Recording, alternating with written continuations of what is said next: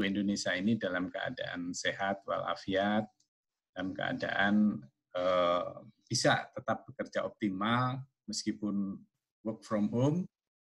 Saya kira ternyata ada beberapa aspek juga yang bisa membuat lebih efisien dan efektif.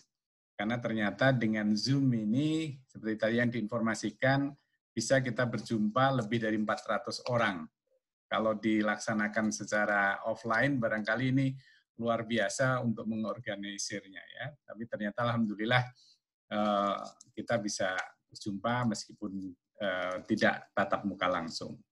Bapak-bapak dan Ibu sekalian, tadi sudah diperkenalkan sebagian. Betul, saya anggota BAN periode 2018-2022, insya Allah. Kemudian yang kedua, tugas saya sehari-hari, memang saya seorang dosen di jurusan Departemen Statistik di IPB Bogor. Ya, alhamdulillah ilmu saya terpakai untuk di Kemdikbud sejak tahun 98, jadi udah 30 tahun lebih saya membantu Kemdikbud di sana, dan yang terakhir ini sekarang ada di anggota BAN SM. Bapak dan Ibu sekalian, izinkan saya share paparan yang akan saya sampaikan.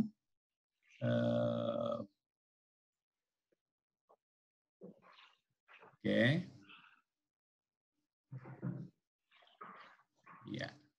Sudah kelihatan, Ibu? Bu Nini? Sudah, Bapak. Tampak jelas, Bapak. Sudah ya? Baik. Ya. Bentar.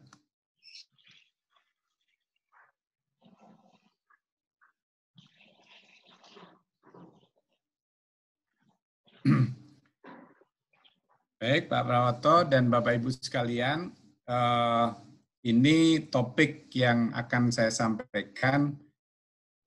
Mengganggu layar sebagian. Yes.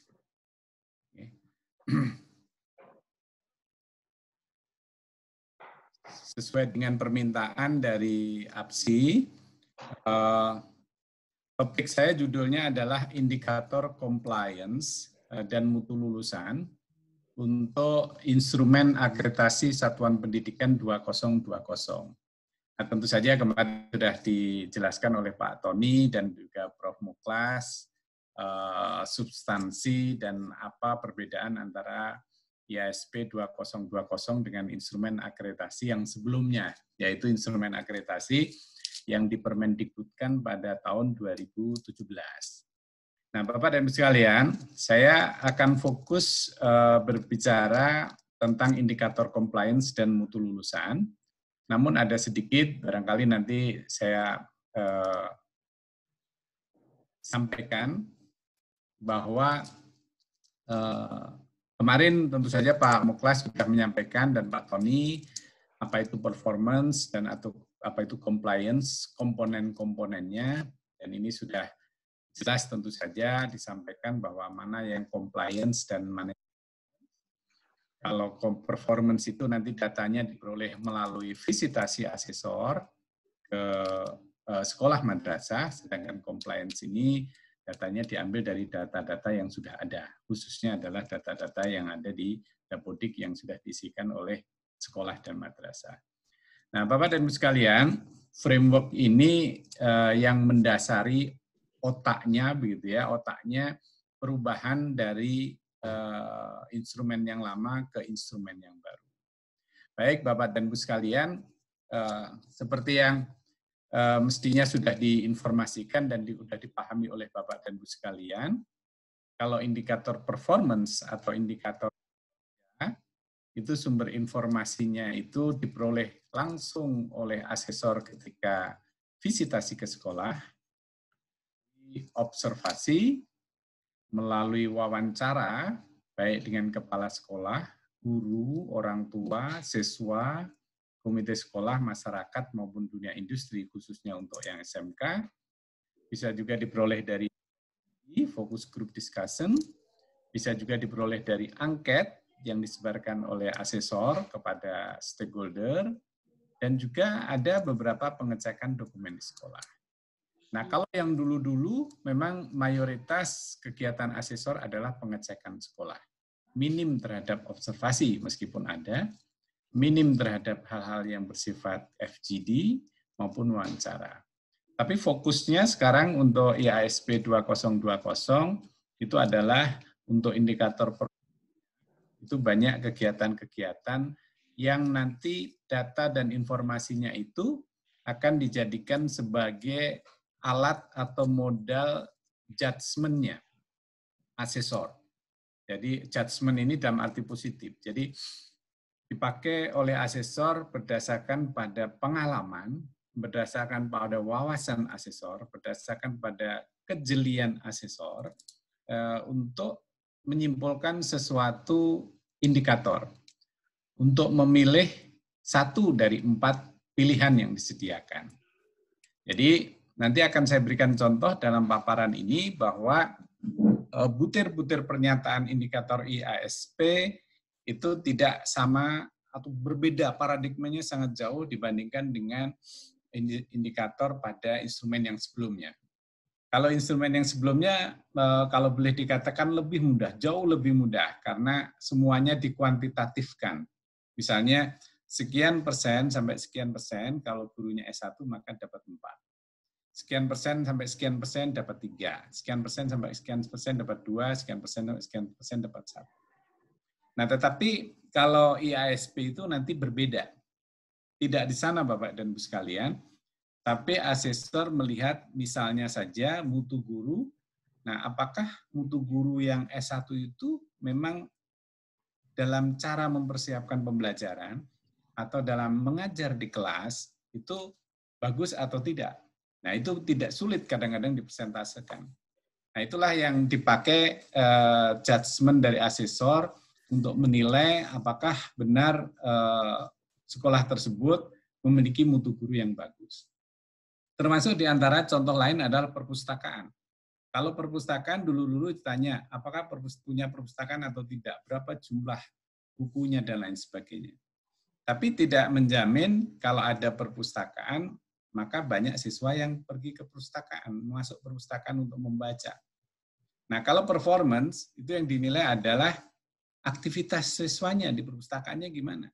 Percuma kalau suatu sekolah yang bagus, tetapi perpustakaannya memiliki perpustakaan bagus, tetapi nggak ada aktivitas siswa untuk membaca atau meminjam buku di perpustakaan. Nah, IASP di sana jiwanya itu adalah untuk melihat manfaatnya, jauh lebih ke manfaat daripada kepemilikannya. Nah, indikator yang kedua, Bapak Ibu sekalian, yang akan kita diskusikan topiknya pada sesi saya ini adalah indikator compliance. Mungkin kalau di bahasa Indonesia kan, kalau indikator performance itu adalah indikator kinerja, kalau indikator compliance itu adalah indikator kepatuhan. Jadi kalau indikator kepatuhan ini, itu nanti bukti informasi atau bukti datanya itu bersumber saat ini, ya mayoritas adalah dari Dapodik untuk sekolah, kemudian untuk madrasah adalah dari EMIS. Tapi bisa jadi informasi-informasi itu nanti kita peroleh dari data di luar itu. Ya, mungkin saja di Direktorat Jenderal yang lain, GTK misalnya, atau dari Puspendik, yang sekarang namanya Puspenjar, Pusat Penilaian dan Pusat Asesmen dan Pembelajaran. Kemudian bisa juga di luar daripada itu. Nah, Bapak dan Ibu sekalian, saya akan fokus apa sih yang dimaksud dengan indikator compliance. Nah, definisi dulu. Kita berangkat dari definisi indikator compliance atau indikator kepatuhan. Jadi kalau kita definisikan ini adalah suatu alat untuk mengukur kepatuhan suatu unit terhadap suatu regulasi yang ditetapkan.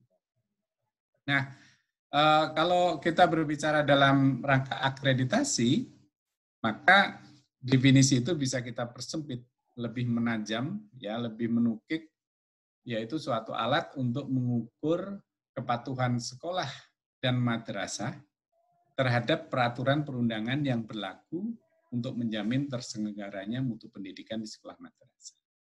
Nah, namun kalian semua tahu bahwa peraturan perundang-undangan tentang penyelenggaraan pendidikan dalam rangka untuk menjaga mutu pendidikan ini banyak sekali. Kalau kita harus ngikutin semuanya tentu lebih dari 1.000 ya, 1.000 item ya. Karena banyak peraturan-peraturan yang mengatur sekolah ini harus begini, sekolah ini harus begini, sekolah ini harus begini. Nah, tentu saja Bapak dan Ibu sekalian, kami tidak mendefinisikan bahwa yang namanya pemenuhan indikator compliance itu adalah sekolah dan madrasah harus memenuhi terhadap semua apa yang diatur oleh peraturan perundangan. Kami akan memilih indikator-indikator compliance tertentu yang menurut hasil dari kajian kami ini memerlukan persyaratan-persyaratan atau memiliki dampak yang cukup besar terhadap mutu pendidikan. Nanti kita lihat apa itu yang didefinisikan, yang diminta oleh BAN dalam rangka untuk pemenuhan indikator compliance dan madrasah.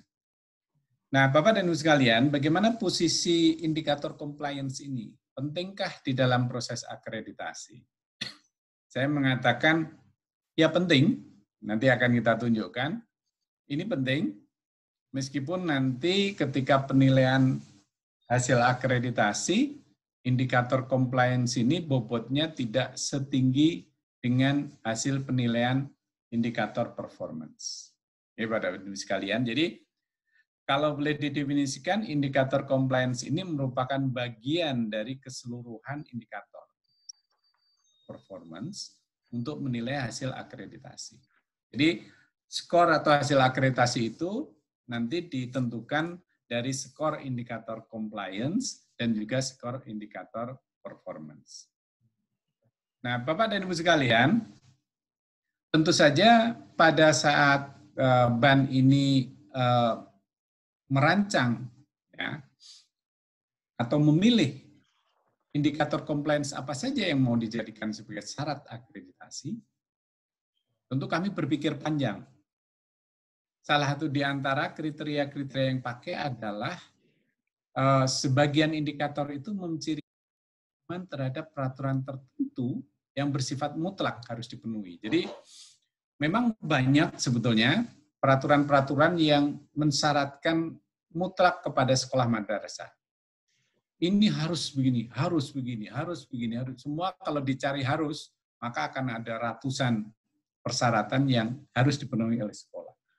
Karena cenderung peraturan perundang-undangan itu mengatur dan cenderung selalu mengatakan harus.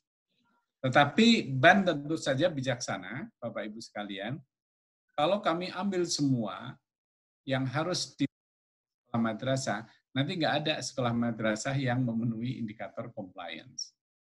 Maka dari itu nanti akan kita bedakan menjadi dua hal. Jadi kami hanya memilih beberapa indikator yang memiliki daya ungkit besar untuk mencirikan level mutu pendidikan sekolah madrasah. Jadi daya ungkit besar itu artinya dia punya pengaruh yang besar yang mencirikan mutu pendidikan. Yang kedua, yang ketiga, Bapak dan Ibu sekalian, karena indikator compliance ini berbasis pada data, khususnya data sekunder, yaitu data yang sudah ada, kami tidak ingin membebankan kepada sekolah dengan beban baru untuk mengentry dan lain sebagainya data-data yang diperlukan. Tapi kalau mengupdate, yes, ya, karena kalau tidak diupdate tidak ada artinya itu suatu data. Mempertimbangkan indikator compliance itu adalah datanya tersedia dan selalu terupdate secara berkesinambungan. Nah, berkesinambungan ini artinya bahwa kita memikirkan apakah sekolah ini care nggak dengan data tersebut. Nah, itulah yang menjadi pertimbangan yang ketiga.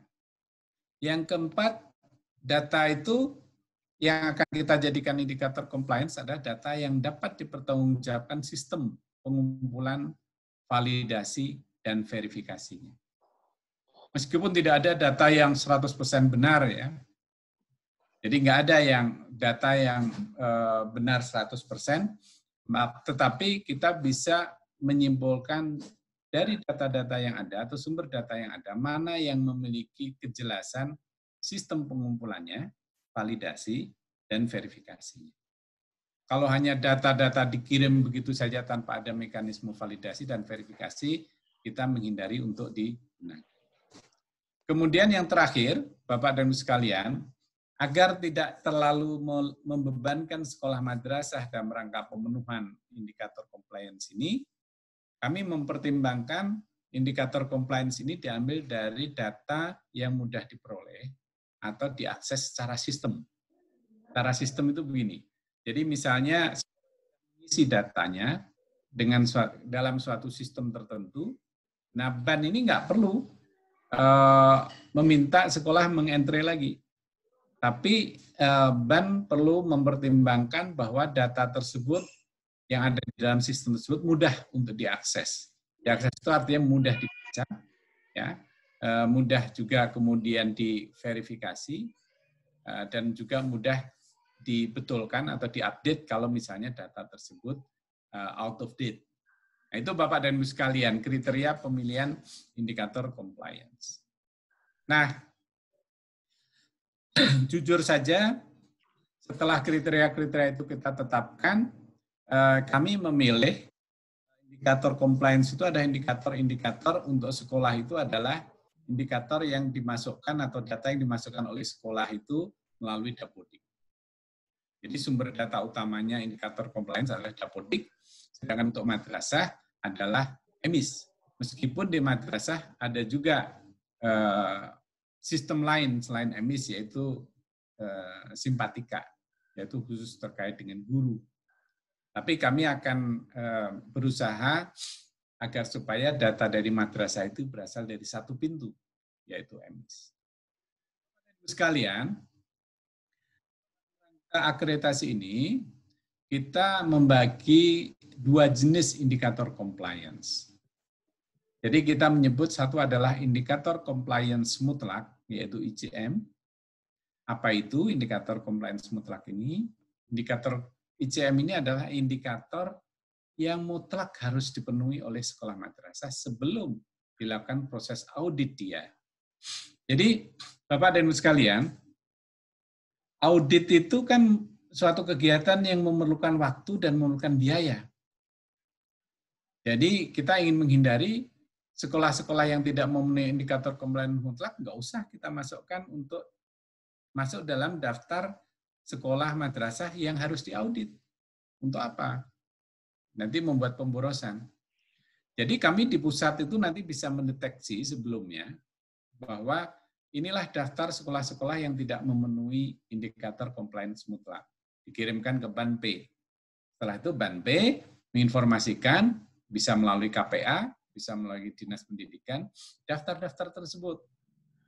Nah, diberi waktulah, apakah benar kalau misalnya dia tidak memenuhi indikator mutlak, ya kita tidak jadikan sebagai daftar calon sekolah yang akan dijadikan sebagai sasaran audit. Otomatis dia tidak akan divisit.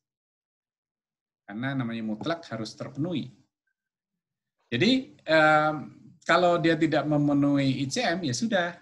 Kita informasikan, berarti Anda tidak akan divisit dulu, kemungkinan kapan setelah memenuhi syarat-syarat tersebut.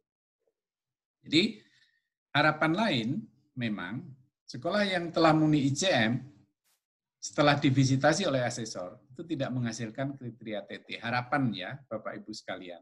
Meskipun tidak menjamin bahwa itu selalu tidak TT. Ya. Masih mungkin saja kalau misalnya ternyata nanti asesor ketika di lapangan memberikan penilaian yang hasil kesimpulannya TT. Karena namanya mutlak, maka skala pengukurannya adalah ya dan tidak. Yang kita sebut, sering kita sebut dalam metodologi adalah skalanya biner, atau nominal ya dalam bahasa statistiknya. Nah, jadi kalau ada sekolah ada atau tidak, kalau ada satu saja yang tidak, ya sudah, berarti dia tidak memenuhi indikator compliance. Oke, Bapak Ibu sekalian. Nah, berbeda halnya dengan indikator compliance relatif atau ICR. Jadi, ICR ini adalah indikator yang menjadi bagian dari sistem scoring, seperti indikator performance, tetapi didasarkan data sekunder. Jadi sebelum asesor ke lapangan, asesor sudah kita beri informasi tentang nilai indikator compliance relatif. Meskipun nanti setelah dicek di sekolah, bisa saja asesor mengatakan, oh ternyata data ini nggak betul, yang tadinya compliance relatifnya dapat skor misalnya 80, setelah dikonfirmasi ke lapangan, ternyata kata asesor, oh ini ada pemalsuan data, maka itu harus dirubah. Nah, skor ICR ini akan berkontribusi terhadap skor akhir dalam penentuan hasil akreditasi. Nah, Bapak dan Ibu sekalian, scoring untuk indikator compliance relatif ini dilakukan sistemnya berdasarkan data sekunder dengan sama dengan indikator performance. Nanti untuk item tertentu, sekolah ini akan diberi penilaian 1, 2, 3, atau 4. 4 itu adalah yang tertinggi. 1 adalah yang tertinggi. Begitu ya Bapak Ibu sekalian, saya ulang bahwa ada 2 jenis indikator compliance, yaitu indikator compliance mutlak, di mana sekolah harus memenuhi semua persyaratan mutlak, sedangkan indikator compliance relatif tidak harus memenuhi semuanya. Kalau misalnya ada beberapa indikator nilainya 4, beberapa indikator 2 atau 3, nilainya no problem. Ya, semuanya nanti akan dikompilasi menjadi suatu skor, dan nanti skor itu akan memberikan kontribusi terhadap nilai akhir dari hasil. Nah, Bapak dan Ibu sekalian, inilah kita tidak ingin banyak-banyak menentukan indikator compliance mutlak yang harus dipenuhi oleh sekolah. Yang pertama, ini ada historinya juga. Yang pertama, sampai saat ini masih banyak sekolah, khususnya sekolah swasta, itu belum mengupload izin operasional. Atau izin operasional yang pernah diupload, itu diperkirakan sudah tidak berlaku. Kenapa demikian? Karena di beberapa visitasi oleh asesor, banyak sekolah yang terdaftar di Dapodik yang memiliki izin operasional, ternyata setelah divisit oleh asesor, sekolah tersebut sudah tutup, sudah nggak ada. Nah, ini kemungkinan kita harus segera mengupdate. Bahkan ada sekolah di daerah tertentu yang memberikan izin operasionalnya itu pada periode waktu tertentu, misalnya hanya 5 tahun, 10 tahun. Setelah itu harus diperpanjang lagi. Nah, ternyata data-data di Dapodik itu banyak sekali sekolah madrasah yang belum mengupload, tapi suatu situasi tertentu, Dapodik tetap memberikan nomor induk sekolah, memberi NISN. Ya. Nah, Bapak dan Ibu sekalian, syarat mutlak nanti adalah kami akan minta kepada Dapodik list sekolah madrasah yang belum mengupload izin operasional di Dapodik. Nah, nanti daftar itu akan kita berikan kepada Banp, kepada Banp melanjutkan mungkin ke KPA atau Dinas Pendidikan. Ini adalah daftar sekolah-sekolah yang belum mengupload. Itu jauh sebelum proses evaluasi dia. Kenapa demikian? Agar supaya kami memberi waktu kepada sekolah madrasah untuk mengupdate. Jadi kalau ingin diakreditasi, maka dia harus mengupdate informasi tentang izin operasional yang ada di dalam Dapodik. Oke. Yang kedua, nah ini yang banyak, nanti teman-teman, banyak Bapak Ibu sekalian banyak yang bertanya. Ini adalah indikator compliance relatif. Indikator compliance mutlak yang sinkron dengan, kalau Bapak dan Ibu sekalian pernah ikut sosialisasi tentang Permendikbud nomor 32 tahun 2018 tentang pedoman teknis standar pelayanan minimum. Nah, di sana tertulis eksplisit bahwa kepala sekolah madrasah yang namanya kepala sekolah dan memiliki surat tanda tamat pendidikan dan pelatihan calon kepala sekolah. Menarik ini pasti. Dan Bapak dan Ibu sekalian, menurut ilmu manajemen sekolah, misalnya Pak Muklas yang mungkin kemarin menyampaikan tentang paradigma, mungkin beliau juga menyinggung. Atau nanti pada sesinya Prof. Aris, menyinggung bahwa bagaimana besar perannya kepala sekolah dan madrasah terhadap mutu pendidikan. Nah, salah satu di antaranya sebetulnya banyak peraturan-peraturan pendukung bahwa kepala sekolah itu yang namanya kepala sekolah itu harus pernah mengikuti suatu pendidikan dan pelatihan calon kepala sekolah. Dan ini sebetulnya bukan hal yang baru, Bapak dan Ibu sekalian. Ini sudah sejak bertahun-tahun, beberapa tahun sebelum ini disyaratkan. Namun di lapangan masih banyak saja terjadi yang belum memiliki sertifikat ini. Pasti pertanyaan terus gimana? Nah, itulah Bapak dan Ibu sekalian. Perlu kami sampaikan, akreditasi ini adalah salah satu alat atau tools untuk memaksa, tanda petik memaksa dalam arti positif ya, memaksa sekolah madrasah itu mau meningkatkan diri. Salah satu diantaranya ini. Kalau kepala sekolah yang ada belum bagaimana? Ya, sekarang sudah nggak sulit lagi untuk menurut informasi kegiatan-kegiatan terhadap pendidikan dan pelatihan calon kepala sekolah sekarang dengan mudah dapat diikuti. Ya, kalau bagaimana konsekuensinya? Ya harus ikut sampai lulus. Kalau misalnya nggak lulus, ya banyak sekarang guru-guru yang memiliki sertifikat calon kepala sekolah tapi belum jadi kepala sekolah. Berilah kepada orang yang lebih memenuhi syarat. Nah, Bapak dan Ibu sekalian, yang ketiga itu adalah syarat bahwa sekolah yang akan diakreditasi adalah sekolah yang pernah meluluskan siswa.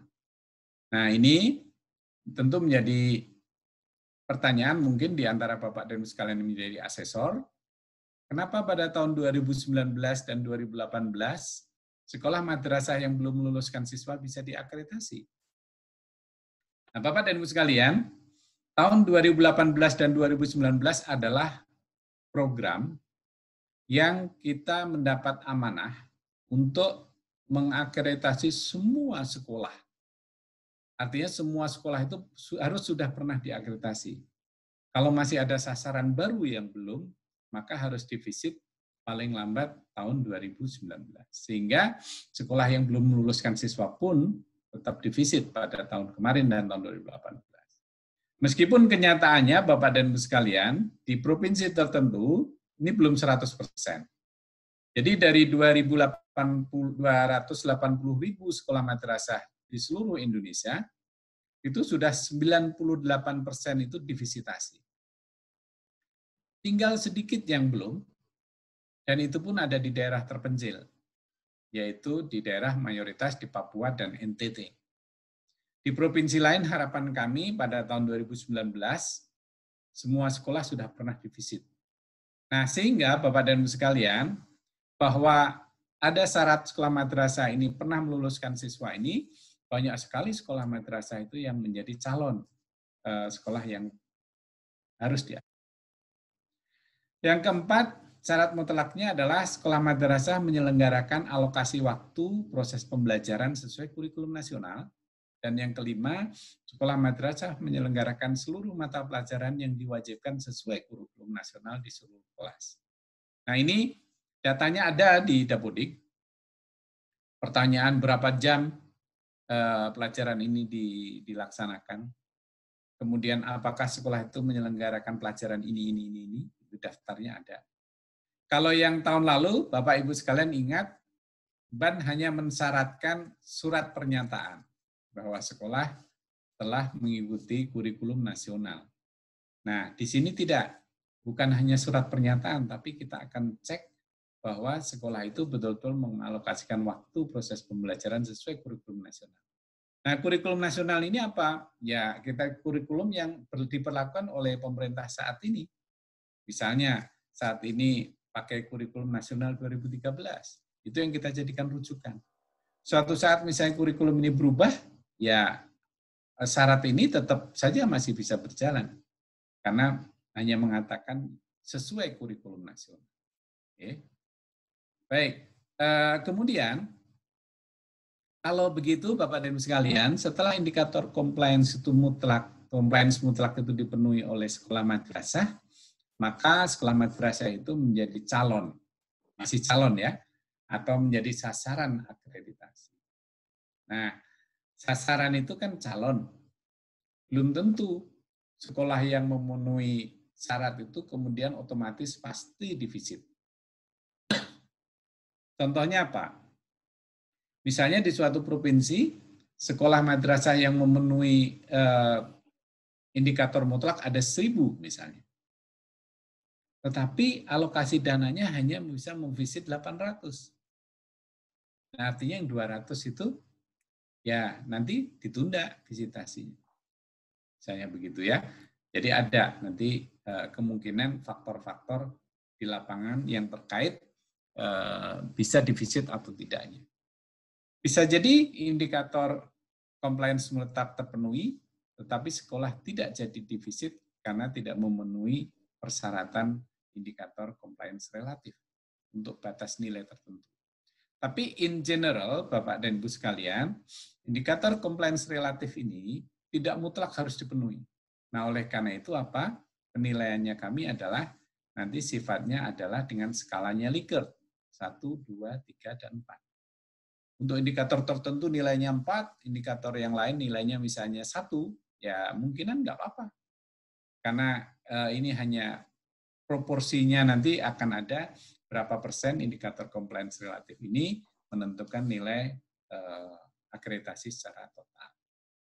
Yang pertama, kami akan menilai jumlah guru yang memiliki kualifikasi akademik minimum D4 atau sarjana.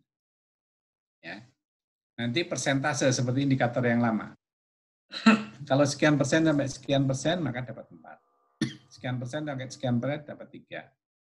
Nah, dan seterusnya. Kemudian yang kedua adalah jumlah guru yang memiliki sertifikat pendidik.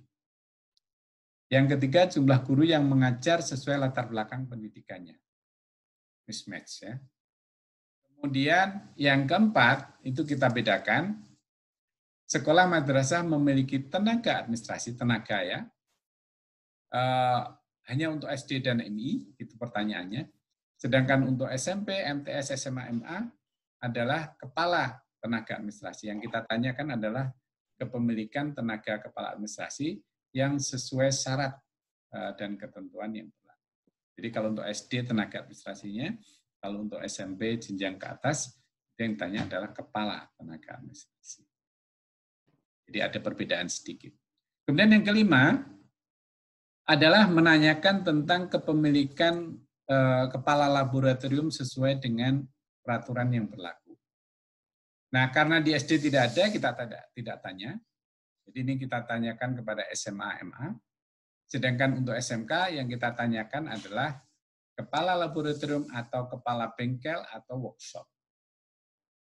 Sedangkan untuk SLB itu lebih kepada guru keterampilannya yang kita tanyakan, bukan lab, karena biasanya SLB minim sekali lab, tidak menjadi prioritas.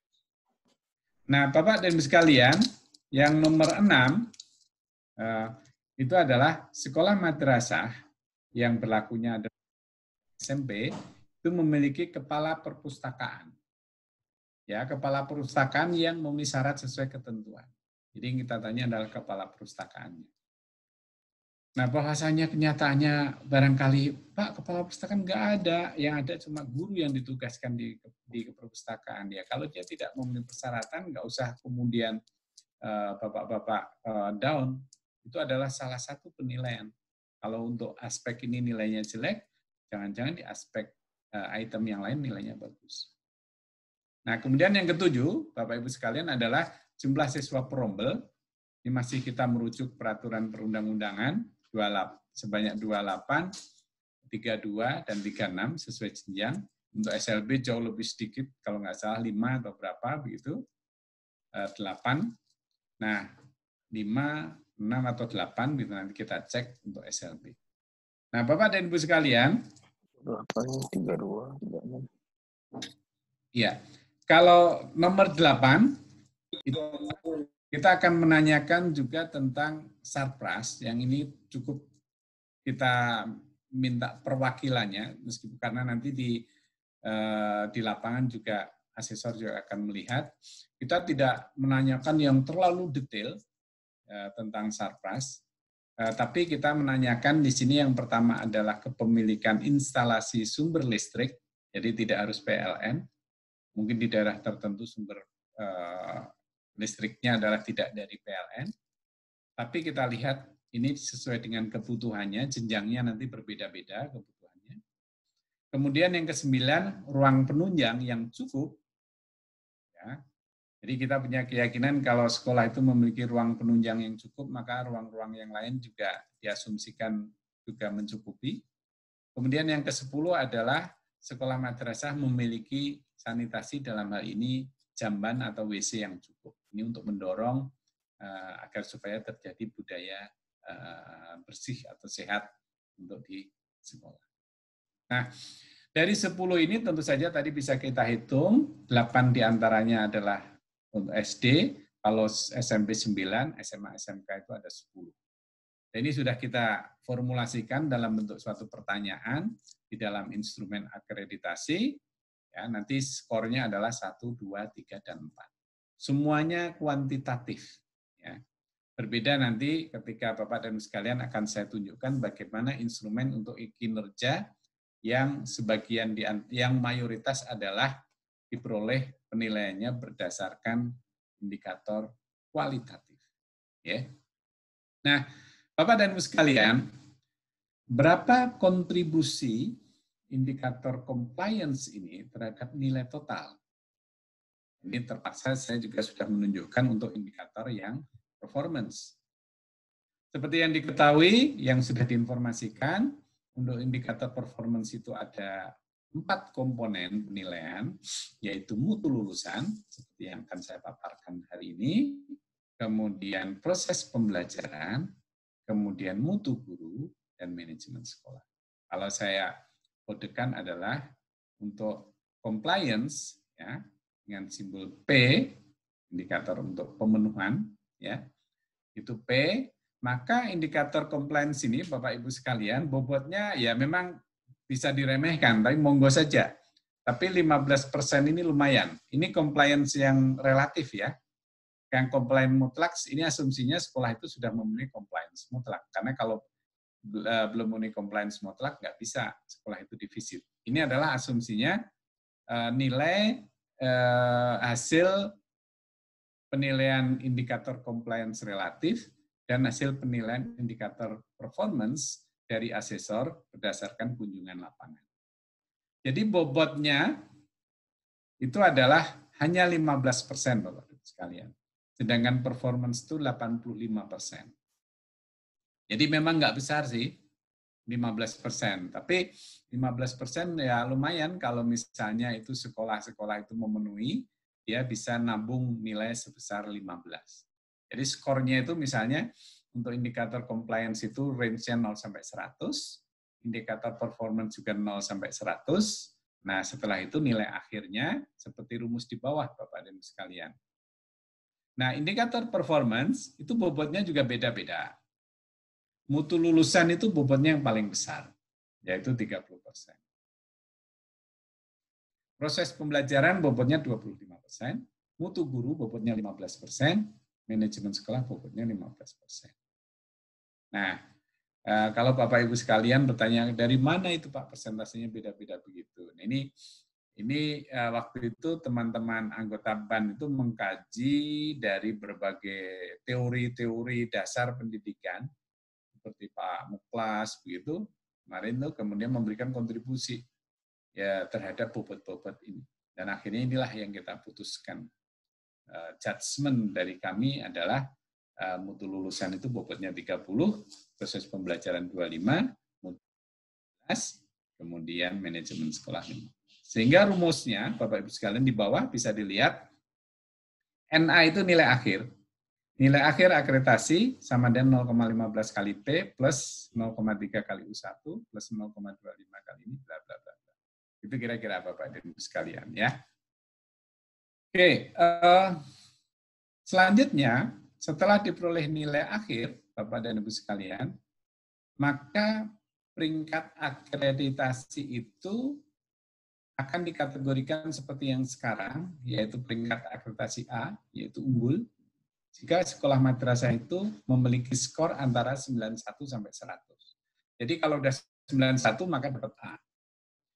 Dia dapat B kalau nilainya di bawah 91 sampai 81. Jadi 81 sampai di bawah 91. Nah, di bawah 91 bukan berarti selalu 90, Pak.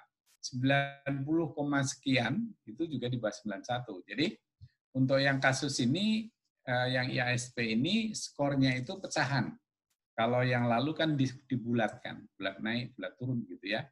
Nah, ini pecahan, jadi misalnya 90,5 pun, ya mohon maaf, ya, itu belum beruntung. Jadi belum 91, kalau 90,5 ya dapat B, begitu bahasanya.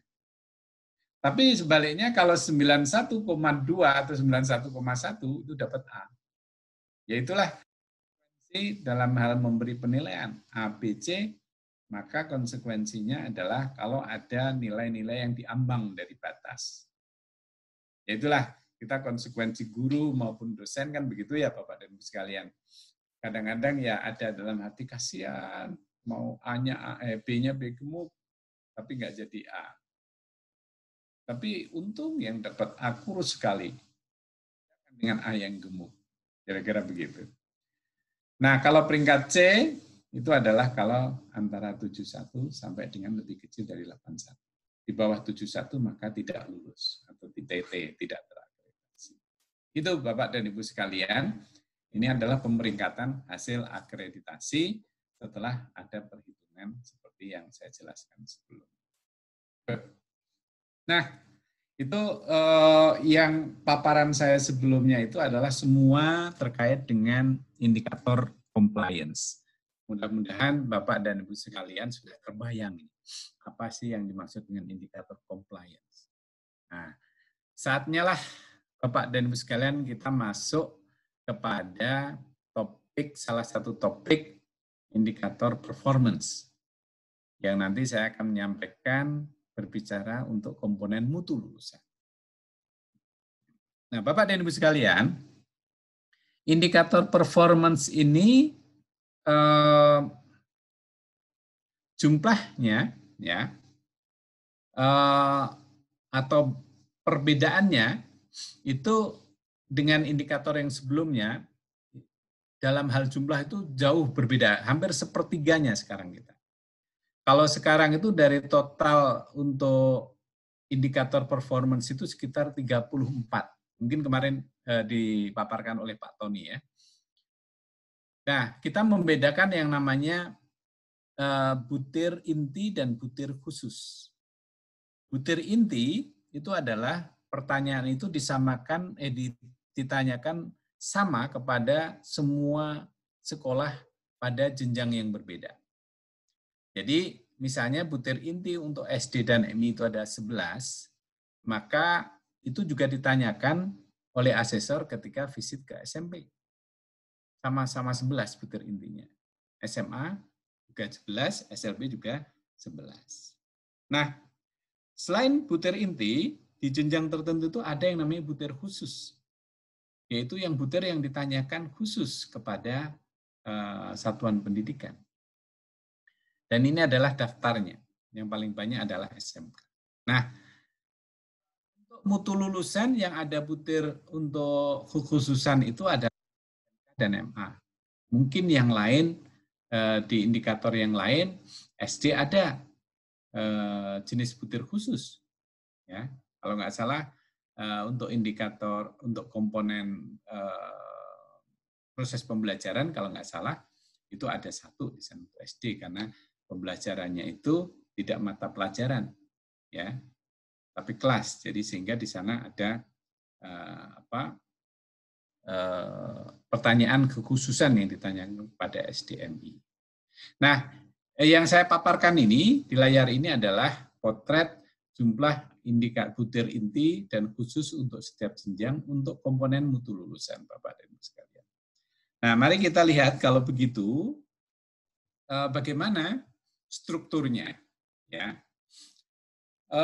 Di dalam IASP, Bapak dan Ibu sekalian, itu kita breakdown dari komponen ke subkomponen, kemudian indikator, kemudian pernyataan, kemudian rubrik penilaian.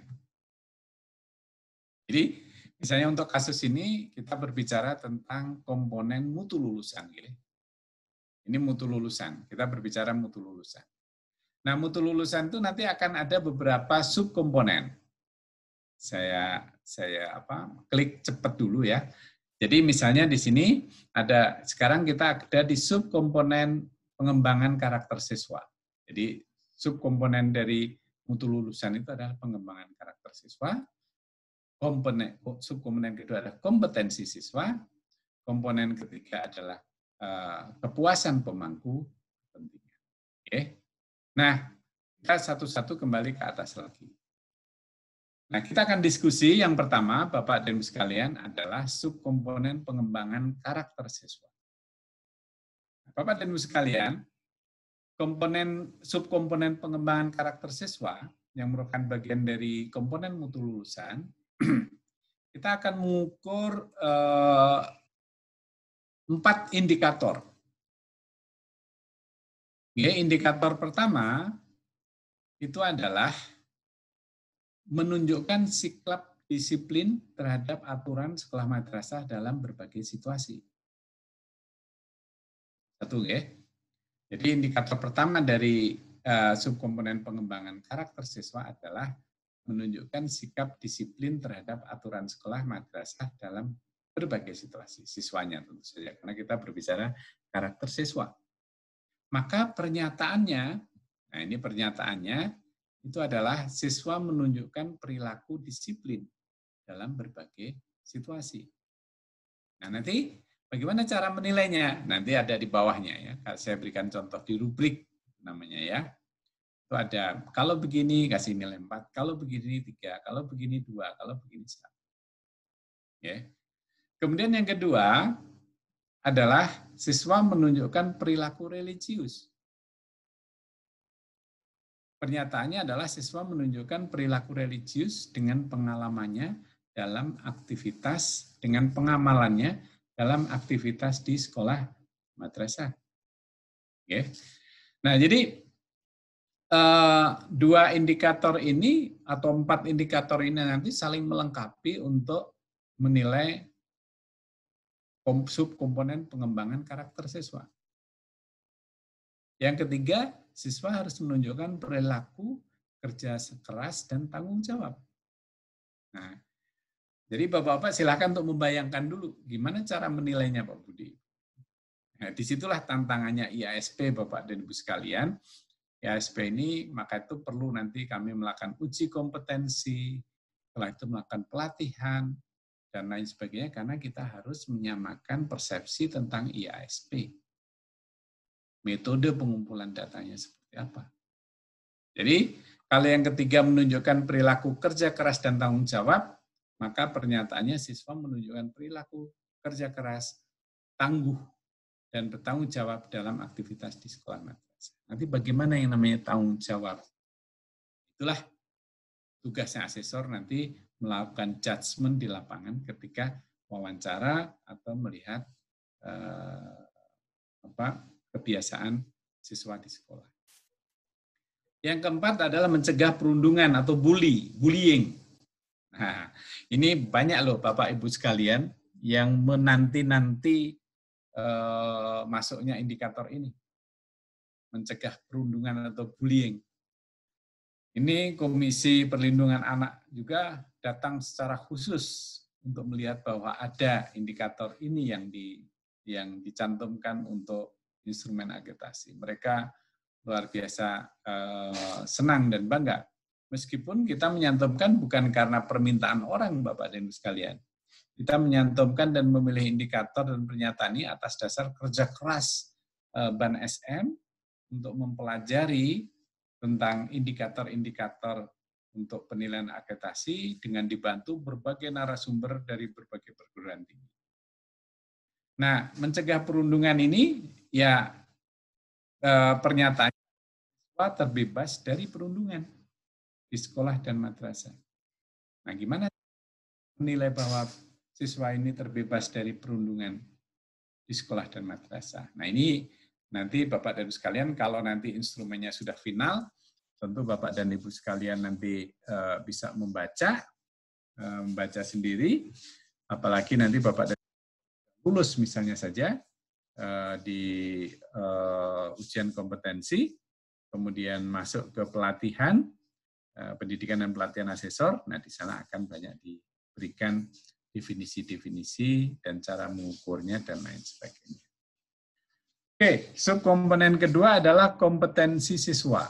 Kalau tadi adalah pengembangan karakter siswa, sekarang adalah kompetensi siswa, Bapak dan Ibu sekalian. Indikatornya adalah pertama, saya berikan nomor 5, biar ada kelihatan berapa totalnya. Pertama, siswa memiliki kompetensi abad 21 pada aspek berkomunikasi. Nah, Bapak dan Ibu sekalian, apa-apa sekarang semuanya harus berkompetensi abad 21. Bukan hanya siswa sebetulnya, mohon maaf ya, asesor, guru, kepala sekolah, ini banyak yang tertinggal. Ya, memiliki kompetensi abad 21. Nggak usah jauh-jauh. Ya, tapi semua aspek sekarang, semua hal sekarang sudah banyak pembelajaran. Dulu sebelum COVID, orang nggak tahu bagaimana yang namanya meeting online. Sekarang hampir insya Allah semua PNS, semua guru, pengawas itu sudah tahu bagaimana mengikuti meeting online. Nah ini adalah suatu keterpaksaan yang akhirnya menjadi kebiasaan yang baik ya. Nah pernyataannya siswa ini menunjukkan keterampilan abad 21 pada aspek berkomunikasi. Bapak sudah bisa membayangkan pasti, oh ini arahnya ke IT ya. Kemudian yang berikutnya adalah siswa memiliki kompetensi abad 21 pada aspek kolaborasi, bekerja sama. Nah Bapak dan Ibu sekalian, sistem pendidikan kita tidak diciptakan untuk membuat siswa itu egois ya. Kita tetap harus membuat suatu sistem pendidikan di mana siswa ini tetap harus bisa berkolaborasi atau bekerja sama dengan orang lain. Dan itu akan juga dinilai apakah sistem pendidikan di sekolah yang diakreditasi oleh asesor itu menunjukkan seperti itu atau tidak. Nah, kemudian yang berikutnya adalah siswa memiliki kompetensi abad 21 pada aspek keterampilan berpikir kritis dan pemecahan masalah.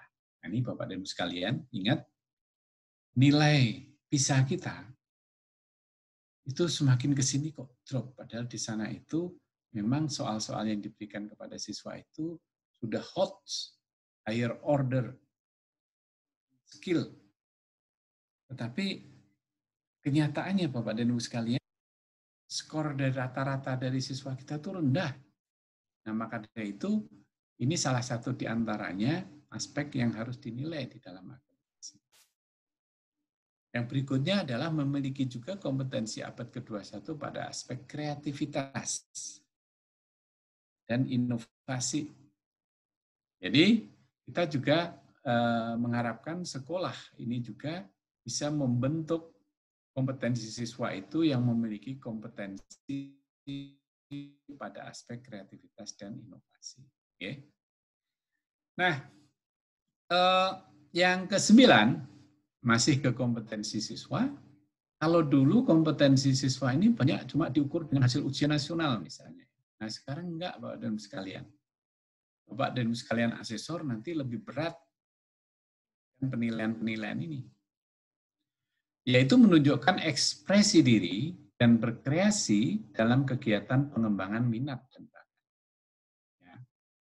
Ya, jadi ekspresi diri dan berkreasi dalam pengembangan minat dan bakat ini bisa jadi di dalamnya dilihat pada kegiatan pramuka, palang merah remaja, kerohanian, olahraga, dan lain sebagainya. Ya, meskipun Bapak dan Ibu sekalian, kita tidak meninggalkan mengukur peningkatan prestasi akademik. Ya, pasti kita tidak meninggalkan. Jadi sekolah madrasah harus menunjukkan peningkatan prestasi bidang akademik. Nanti dilihat gimana cara menunjukkannya. Jadi prestasi akademik tidak selalu dengan ujian nasional. Nanti ujian nasional udah nggak ada ini. Apa nih penggantinya ke depan? Apakah nanti asesmen kompetensi minimal, survei karakter, survei lingkungan, kita belum tahu. Ya, kita tunggu dulu Bapak dan Ibu sekalian. Jadi yang sekarang kita masih punya sih data-data ujian nasional sampai tahun 2019. Itu bisa dilihat sebagai salah satu tren dari prestasi akademik. Salah satu ya, tapi yang lain tentu saja banyak sekali prestasi-prestasi akademik alat ukurnya. Kali untuk ujian atau lomba-lomba dan lain sebagainya itu menjadi juga kategori. Nah, kemudian subkomponen lain, kalau tadi pendidikan karakter dan kompetensi siswa, yang ketiga adalah subkomponen kepuasan pemangku kepentingan. Jadi Bapak dan Ibu sekalian, mutu lulusan itu ya harus memuaskan pemangku kepentingan. Nah, siapa pemangku kepentingan itu? Banyak. Ya, jadi bukan hanya orang tua, tapi juga masyarakat, dunia usaha untuk SMK. Kalau suatu perusahaan atau swasta itu puas dengan suatu lulusan dari SMK tertentu, berarti memang SMK itu bagus. Gampang mengukurnya kalau SMK itu. Tapi kalau SMA, SD, SMP, nggak gampang Bapak dan Ibu sekalian. Gimana mengukur kepuasan pemangku kepentingan untuk lulusan SD, SMP, SMA? Apakah tanya kepada SMP tempat dulu siswanya itu berasal? Oh itu bagus, ideal. Cuma kendalanya lulusan SD, SMP itu kan tersebar di mana-mana. SMA juga tersebar di mana-mana. Kalau SMK kemungkinan di perusahaan-perusahaan industri. Ya. Tapi kalau SD, SMP, SMA menyebar kemana-mana, gimana kita memantau kepuasan pemangku kepentingan? Nah ini Bapak dan Ibu sekalian, PR kita nanti dalam teknik-teknik untuk menggali tentang bagaimana menilai subkomponen kepuasan pemangku kepentingan, ya, mutu lulusan. Ya Bapak dan Ibu sekalian.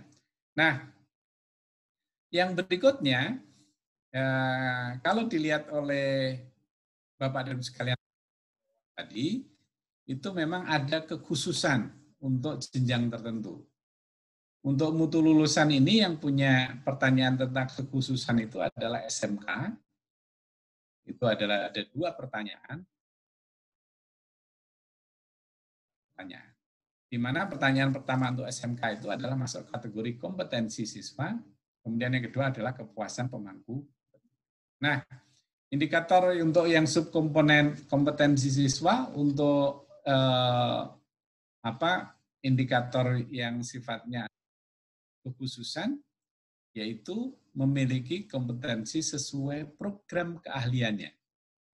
Ya, kalau tadi itu kan hanya, tapi kalau sini sudah diarahkan kepada memiliki kompetensi sesuai program keahliannya. Nah, jelas SMK ini berbeda dengan jenjang yang lain. Jadi pernyataannya adalah lulusan tahun terakhir SMK atau MAK, memang masih sedikit madrasah aliyah, mungkin dengar-dengar baru 1 atau 2, tapi ya kita harus bijaksana, kita cantumkan, nanti kalau tidak nanti kita bisa dikomplain. Jadi lulusan tahun terakhir SMK atau MAK mempunyai sertifikat kompetensi dari lembaga sertifikasi profesi.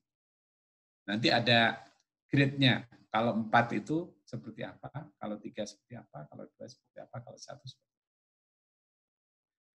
Yang lain, subkomponen yang lain untuk kekhususan adalah, untuk SMK ini adalah kepuasan pemangku kepentingan, Bapak dan Ibu sekalian. Nah, jadi untuk SMK ini memang, kalau boleh dikatakan, lebih jelas bagaimana cara mengukurnya. Jadi untuk kepuasan pemangku kepentingan, di sini indikatornya adalah menunjukkan daya serap lulusan di dunia kerja atau wirausaha. Itu indikatornya. Jadi kalau suatu SMK bagus, daya serapnya ke dunia kerja atau wirausaha, maka dia SMK itu ada dikatakan bagus. Nah, pernyataannya adalah lulusan SMK atau MAK bekerja atau berwirausaha. Jadi tidak harus bekerja di orang lain, tapi kalau semakin dia berwirausaha atau juga bekerja, maka SMK itu dianggap bagus. Karena jangan sampai SMK ini terstempel sebagai sekolah yang penyumbang terbesar. Ya, meskipun itu di berita-berita bisa baca itu setiap kali bicara tenaga kerja atau pengangguran itu SMK kena aja begitu ya, karena mayoritas penganggurannya itu adalah justru malah dari SMK.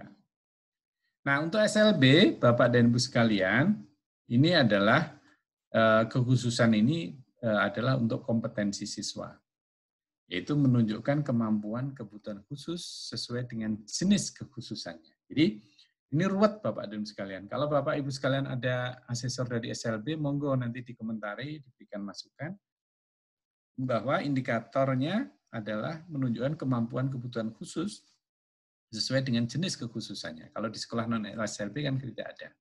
SLB kan banyak kekhususan, tunarungu dan macam-macam lah ya. Tunawicara, pokoknya ada macam-macam ketunaan di SLB. Jadi pernyataannya adalah siswa menunjukkan kemampuan kebutuhan khusus sesuai dengan jenis kekhususannya. Nah, ini adalah komponen, subkomponen, indikator, dan pernyataan. Nah, Bapak dan Ibu sekalian, tentu saya tidak bisa meng-share seluruh butir-butir pernyataan di indikator kompetensi lulusan.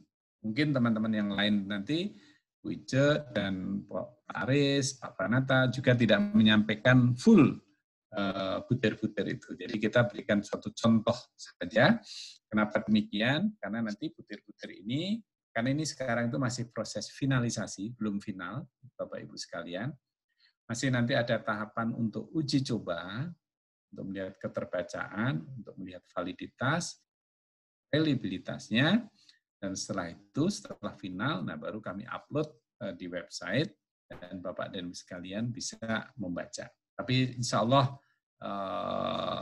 meskipun ini belum final, kami sudah menyampaikan beberapa contoh, kira-kira nanti yang finalnya ya tidak kurang lebih akan seperti ini. Yang penting adalah Bapak dan Ibu sekalian tahu rohnya IASP 2020.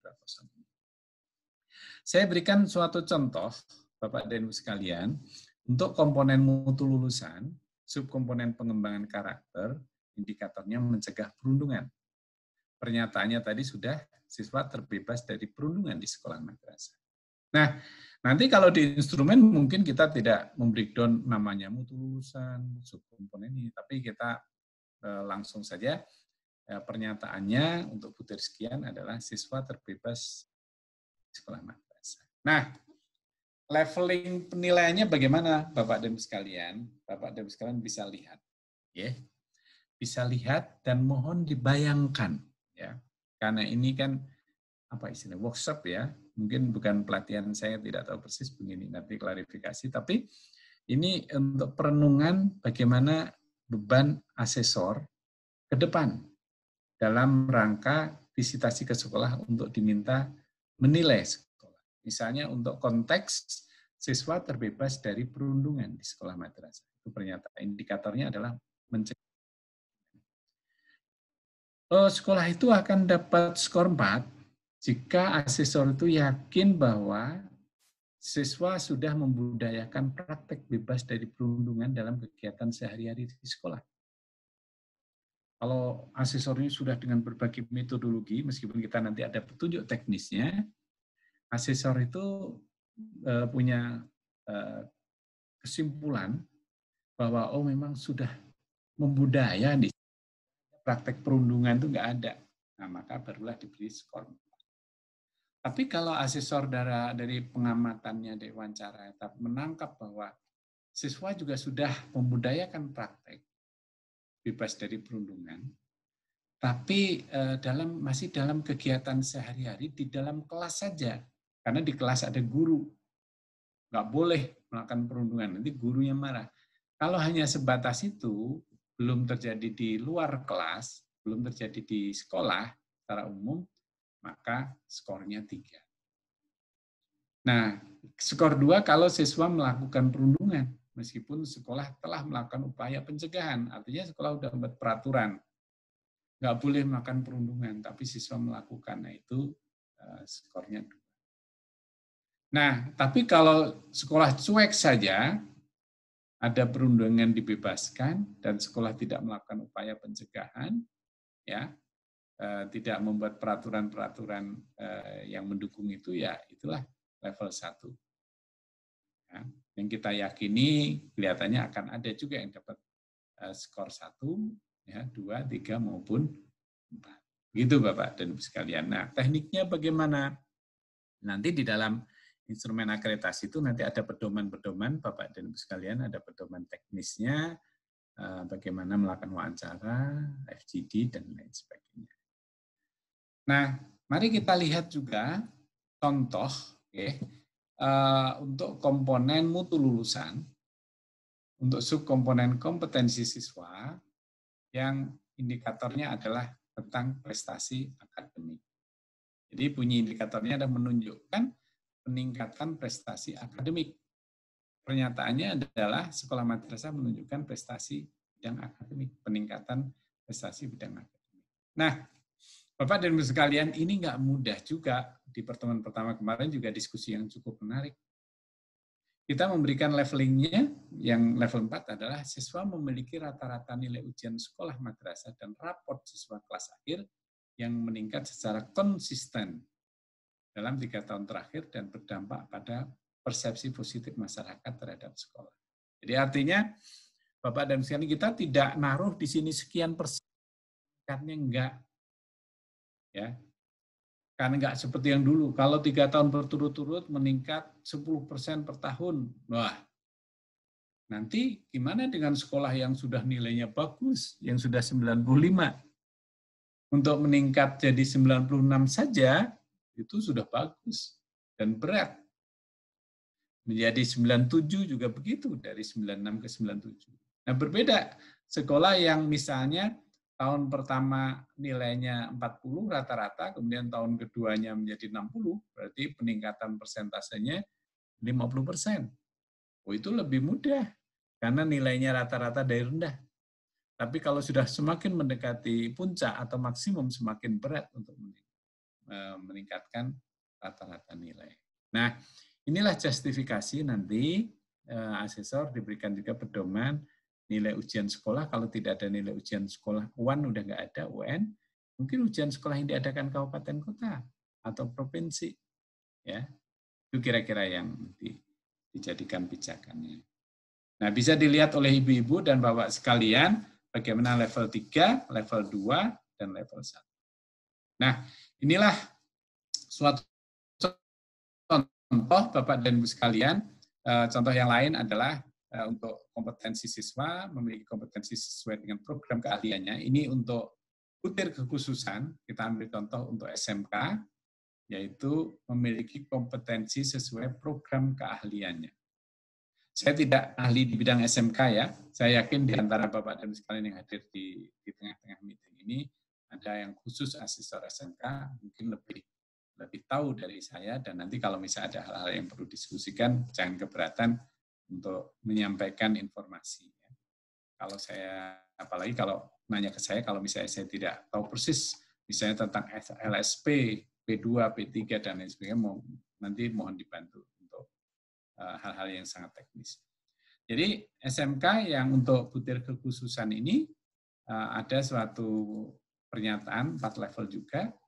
Kalau lulusan tahun terakhir mempunyai sertifikat kompetensi dari lembaga sertifikat profesi pihak kedua atau ketiga, maka dia diberi skor 4. Kalau lulusannya terakhir mempunyai sertifikat kompetensinya dari LSP-nya P1, maka dia diberi level 3. Hanya mengikuti kompetensi sesuai ukur dari hasil ujian kompetensi saja, UKK-nya, maka dia didapat level dan seterusnya.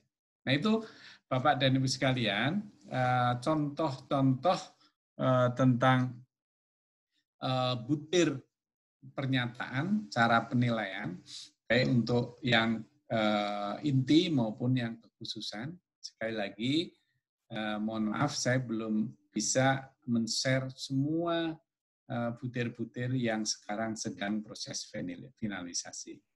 Mudah-mudahan nanti tidak lama lagi rencana kita mau uji coba ke sekolah madrasah. Kita ada kuota per provinsi.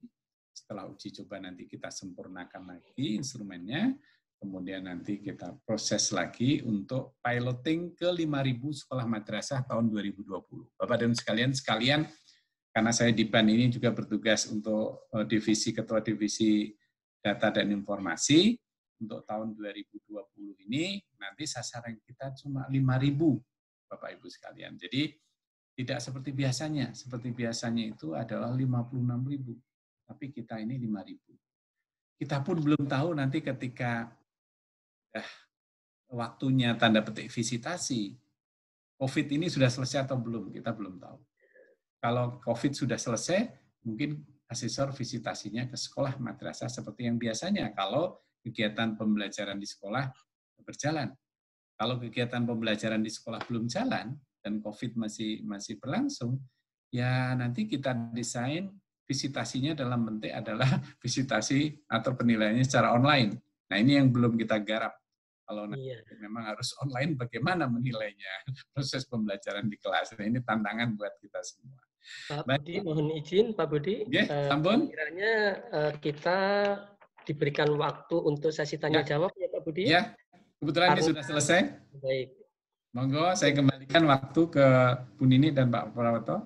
Terima kasih.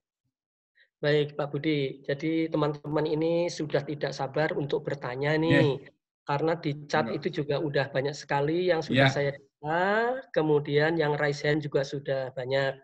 Nah, teman-teman yang saya hormati, saya akan mengatur sesi tanya jawab ini. Kita akan memulai dengan membacakan 3 penanya yang melalui chat, kemudian nanti dilanjutkan 1 penanya yang melalui raise hand.